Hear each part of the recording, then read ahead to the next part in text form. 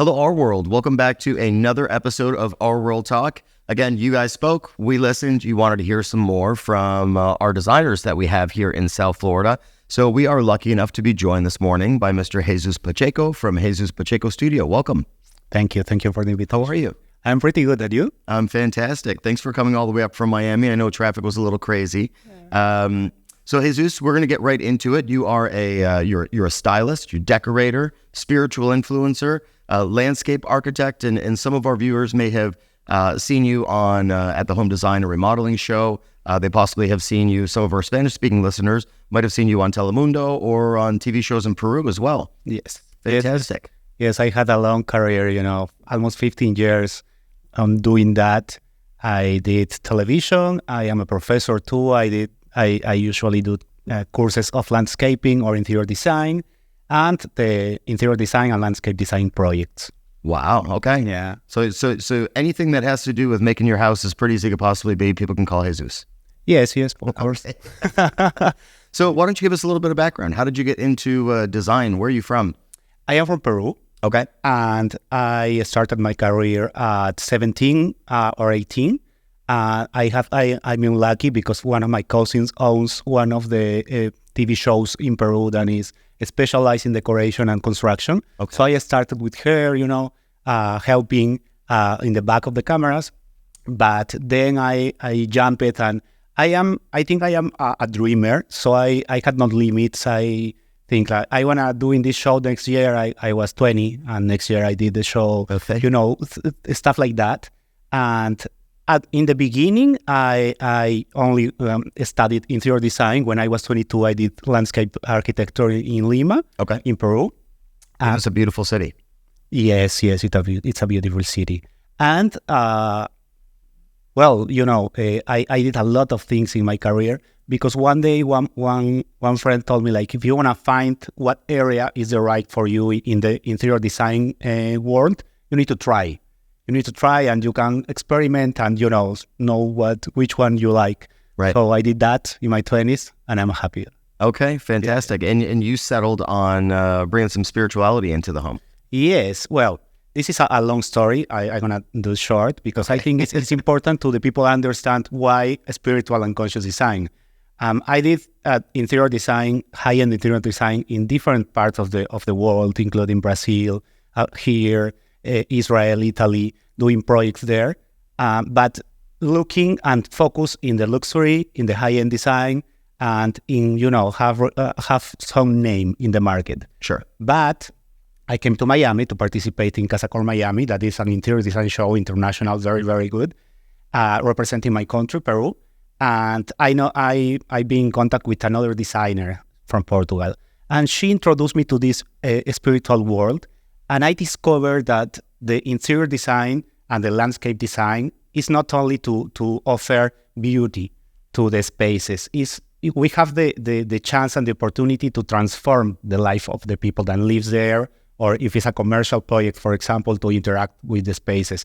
Because every material, every color, every element that are in the space are gonna affect you, and you can feel something.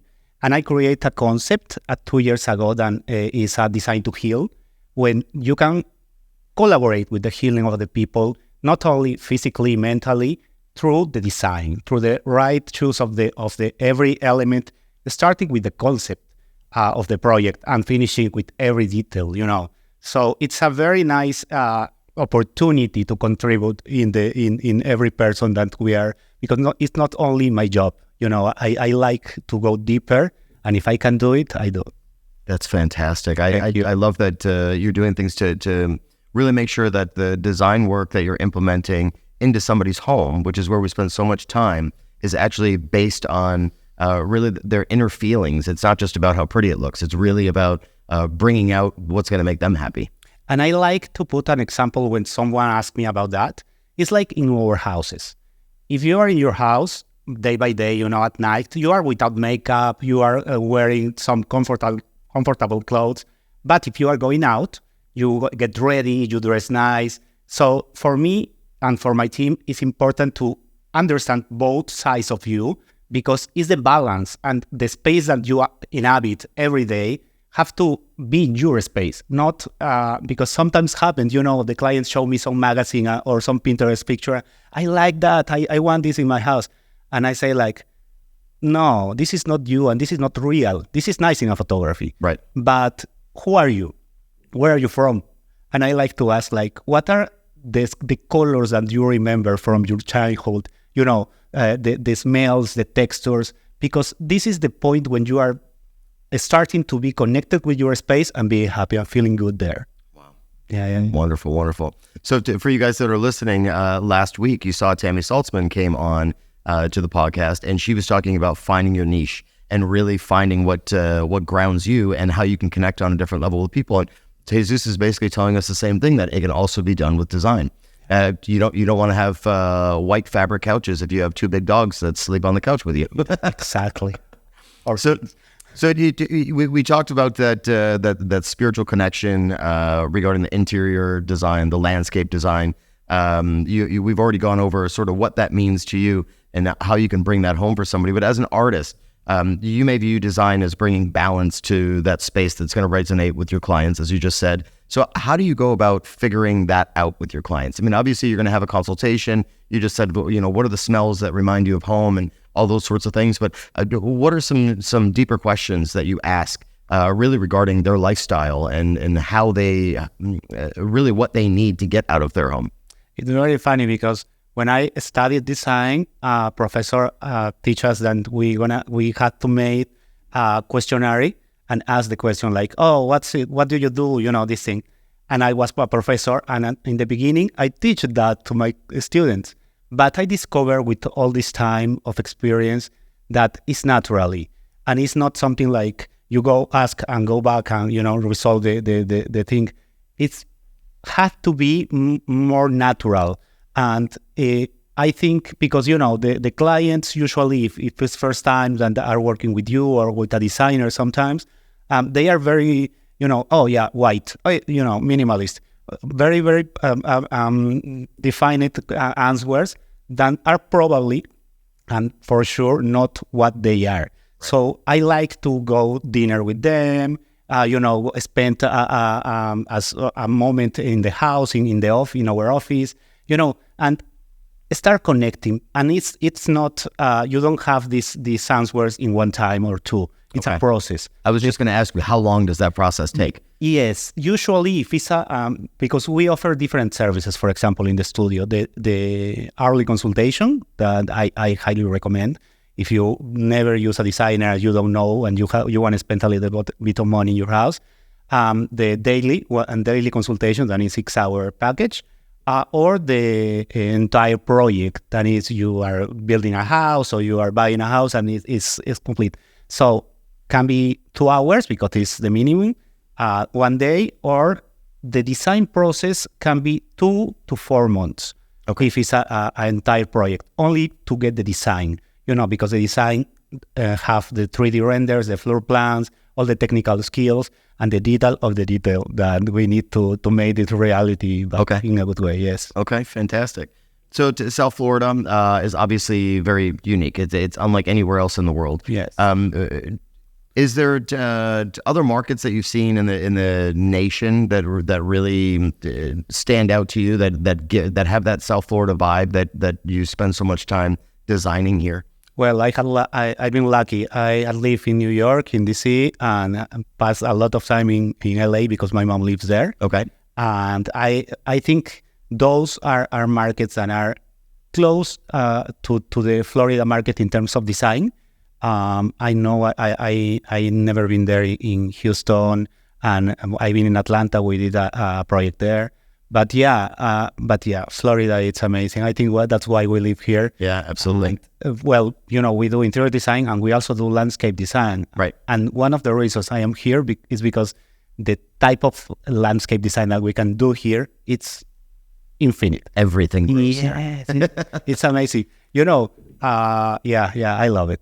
So we have a lot of ultra wealthy homeowners, specifically here in South Florida. They've got unlimited funds. Some may be looking we've got the other side of the coin where people might be looking to sort of fix up their home on a more of a fixed income or a fixed budget, I should say. So what are 3 things that you would recommend to anybody that's listening if they're looking to spruce up a home, or if they have a customer that's looking to spruce up their home? You've got a budget of $50,000 or less. What would you do with that kind of money? Okay. First thing is to understand that to hire a design professional don't have to be very expensive. You can get 2-3 hours of consultation, and you can have, some structure that you want to do, you are able to do, and what is the right thing to do. Because happened a lot to me that clients or people call me that, oh, I already bought this from here, this from here, and half of them or most of the half doesn't fit or doesn't work. Yeah. So it's like when you are sick, you can think, oh, I'm gonna take this pill to try, and probably it's gonna be worse to solve the problem. Sure. So it's better to go to the doctor, and he in 2-3 minutes, because he have the eye and he was training. It's exactly the same with designers. Okay. We have the eye. I have more almost 15 years on this, and also I think I have the talent to check the space, and in 5 minutes I know what's wrong and what can be better. Okay. So first thing is to hire a professional. Even look, 3 hours of consultation, for example, with us is less than $1,000, and cancel everything. In 3 hours we can check the entire property, and I can tell you this wall don't, blah, blah, blah, blah, blah, blah, and you can take notes, and that's it, for example. Or, in terms of the 3 points, hire a professional, please. If not, it's going to be probably a mistake, especially if you are not involved in this market. You spend a lot of money and you're still not happy with your home. Yes. And it's sad. I feel sad sometimes. Yes. Second of all, I think to find good deals, every store has sales. You have a lot of online platforms when you can find the sales of the big brands or medium brands, in a good price. So I think I love to do that. Even Amazon now is selling furniture. Yes, and you can find very nice things, obviously with the right guidance. Right. Yes. I think these, and I got the third, but How big is furniture placement? As far as where you put the furniture in a room, which direction the furniture is going to be facing, whether your couch is facing the window or if it's facing a different part of the home. Yeah, all depends. Each space is different, and each client is different. So in my vision, I have to see the space to understand what's happening and what we can do, and also know the client. But in general terms, when, for example, you are designing some space, the first thing that you do is to check the circulation areas, and you can know what spaces are dead, and we call dead spaces, and you can work, and which one are ones that you cannot touch. So yeah, this is the first thing, because sometimes I saw, you enter to a house and you have to go here, but you have the sofa in the middle, so the circulation is a mess. Okay. So the organization is the first thing to check, and another thing is the color. I think these trends that are about, the white and minimalist and this thing are not real. So, and we are a very, very complex human beings. So don't be ashamed about colors, to use colors. Just try and find your balance, even if they are degraded or on gradation. So, Sure. Yeah. Muted colors. Yes, but I think we have to feel happy, and if we can move things to make the space tell us something, I think it's a good thing. Okay. Well, now that you're talking about colors, what sorts of colors are in trend right now? I mean, we're going into fall. Fall here in South Florida doesn't really mean a lot, but it does across the country in other areas. Are we following any sorts of fall trends in South Florida, or do we just sort of stay light and pastel all year long and beachy? Something like that. I think this year, it's a kind of extension of last year, and it's because each trend are like 2-3 years, sometimes, starting, going up and go down. So I think the natural tones the earth tones are the trends now. Okay. If you're gonna take a risk with point of colors, the colors that you like, because if they are neutral, you can do some magic there. Okay. And the green. So green. Yes, Okay. green plants. Even if they are preserved, natural or artificial, they always, because we live mostly in square spaces. Sure. So the plants with the organic shapes helps the space, to fill the corners, to create more movement. Okay. Yeah, and right now we're in, a lot of people had a stressful year in 2024. Oh, yeah. Inflation was high, prices are high. Do you find that there's design trends that play into sort of a market that we're in now where people do have a lot of worry, a lot of stress? Do they make changes to their homes and add color and add things that are fun and vibrant to sort of bring them out of the slump that they're in? Yes, exactly what I said before. Neutral colors, natural earthy colors, earthy textures, and green. So it's calming. Yes. Okay. Yes, we need to find that somewhere else, because I've been stressed out. I'm going to go home and paint my house now. Okay. I'm gonna have you come over and tell me what color. So we're always looking to enhance our clients as realtors. We're always looking to enhance our clients' properties before we list the home, or even one of their investment properties. If they're going, in between two different tenants, they like to go in, do a little spruce up. When it comes to landscaping designs, what kinds of trends are you seeing that can net them more money and attract more buyers? What can give us that curb appeal? Well, I think the landscaping investment is one of the best investment that you can do in a property. I'm going to agree with you there because I spend a lot of money on my landscaping, and that's what really makes me feel at home. Yes. And also, sometimes happen that we design the garden and the client say like, our budget doesn't fit. So one great thing that we can do in landscape is we can change the size of the plants. If one is $40 and we can buy for 10, in 6 months it's gonna be the size. They grow. It'll be the $40 one. Yeah, that's gonna be the same result. Sure. So it is something that we can do. And one thing that I put some input is to start using more native plants. We are in a place, for example, in California, native plants, they are all desertic plants, so Sure. It's limited. But here we have a lot of options.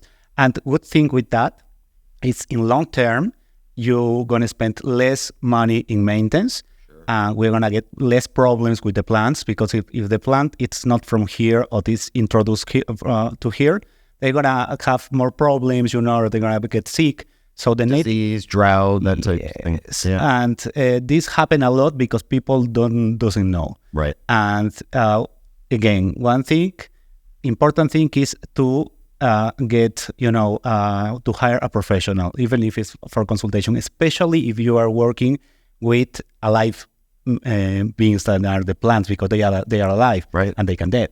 So it's not like a furniture, Right. It's something that I always say to my client. So if you get a good advice about that, in long term, because a garden is something that you have to think in long term, medium long term. It's a good thing to choose the right plants. In Florida we have a lot of options. Tropical is something nice. I usually in all in not all, but I always propose to the front yard don't use grass, because grass requires a lot of water, maintenance, and doesn't say nothing. You can do a lot of things without grass, with rocks, materials, with some design. I like to apply, for example, I am professor also to art history, so I like to apply these organic forms from, for example, if you are from Brazil and you want to do your garden, I like to stilize some shapes from there, and if you see some organic shapes, but that means something to you. Okay. So, and in the front garden, I recommend to do something without grass, because you are not using it. Only if you are using it, I consider. And in the backyard, I recommend something tropical, because you are spending time there. You want a little bit of to cover from the sun and enjoy the place. Right. And you can create the microclimate there that is better, especially here, because how it's here. Yeah, spend the money on the backyard. That's where you spend all your time. Nobody sits out in the front yard, really, right? True. Yeah. You park your car, you go inside, and then you head out back to go to the pool. Yeah, it's like the makeup. Front yard is like how you show, and backyard is just being Where you live, yeah. Yes. Okay. So talking about high traffic areas in your home, what are some ways that people can enhance those high traffic areas? I mean, you got a lot of passing through to go. I mean, do we do that with art? Do we do that with extra furnishings? Why don't you give us some tips there? Oh, all depends because, for example, if it's an open area, well, you have the living room here, you have the kitchen here, it's more complicated. But if it's a corridor, it's easier, Always lighting, Now we have a lot of wall appliances or wall lighting fixtures. Or in the ceiling, always the art. Now I think I like to use sculptures, not only art in frames, that can go out, and our plants also helps a lot. And if you don't have dogs, kids, and are able, a nice carpet in the corridor. Yeah. Okay. Yeah, that helps a lot. Okay.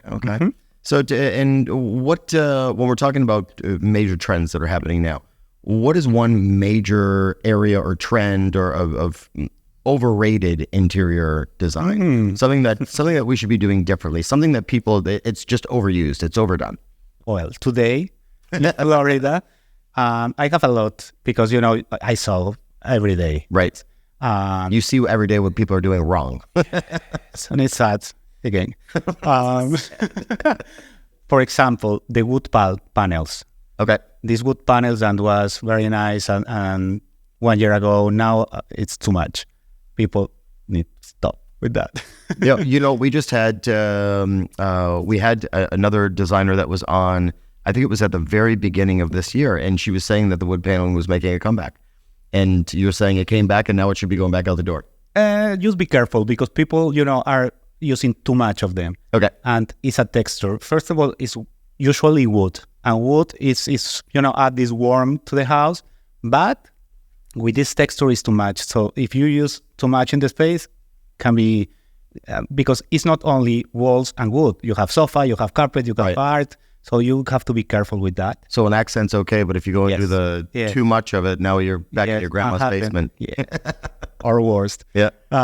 Second of all, I think the minimalist style, please don't do that anymore. It was a trend. Mm-hmm. A lot of people use it. But as I say in the beginning, it's not real. It is very cold. If you want to be happy in your house, don't do that. Yeah. We need comfort. Yes. One middle point is the contemporary style. That you can use more color, more textures, but the minimalist concept. Still, I get clients that I love it because in the magazine or in Painter whatever. But I don't recommend. They regret 1 month later, 2 months later, and artificial plants. Be careful with that because they collect dust. Also, yes, but. It's I agree, and a good example is my sister that here she is bad with plants. So the entire house is green, full of plants, except her room. And I get it. Not all the people like plants, have the time to take care and want to have something green, something organic. But try to choose a good one. That looks good. Because you have some ones that looks a little fake and are not the best shoes. And also try to put in a place that doesn't get direct sun. Because with the sun, transform white and get old and doesn't look good. Sure. It's always better natural. Or now I am taking a very nice brand from Brazil that are specialized in preserved plants. So they are natural, but they are preserved, so you don't have to do nothing with them. Okay. I decided to do that because I think Florida needs that. I think it's too much. We have too much from artificial plants. Right. And this is a good option because, you have something natural, but you don't have to do anything with it. Okay. So, I think these three can be. So we're hearing get rid of all those golden girl fake plants that you guys have in your houses. Just toss them out. We've all got smartphones. send yourself up a little reminder to water your plants on Fridays or something before you head to work. It's not that hard to water your plants. So I know that you are a busy guy. We are going to let you get back to work, but I do like to ask this one question of all of our guests that we have on the podcast. South Florida has tons of hidden gems around, whether it's a beach, a biking spot, a hiking spot, a dive bar, a restaurant. What is one gem here in South Florida that you think people should check out? Well, I can talk about Miami because I live in this area. Okay. And I live in the Coconut Grove area. Okay. So we have Vizcaya Gardens there. Beautiful. I think it's one magic place. You want to meditate, go there. And even if you don't go into the gardens, you have an entire jungle outside. But inside, you have art. You can, enjoy of the gardens. But you have a little coffee that is very nice if you want to work. You're going to have a meeting. Right. You have the bay, I think it's the perfect balance between the beauty of the architecture of the house and the gardens and the nature. Right. To connect a little bit there. Yeah, that is a really beautiful spot. I have had lots of friends who have gone down there. I've seen tons of pictures. Myself, I have not made it down there yet, but you just reminded me that I can please go. And if you go, text me and I can show you something there. Okay. We'll meet because it's very nice. Yeah. For sure. All right, sounds good. Well, you guys heard it right there from Mr. Jesus Pacheco from Jesus Pacheco Studio. If you need some design help, give him a call. Go and have him do a consultation for you, have a consultation for your customers. And certainly, guys, live well. Be happy in your home. And we'll see you right back here next time on RWorld Talk. Thank you so much.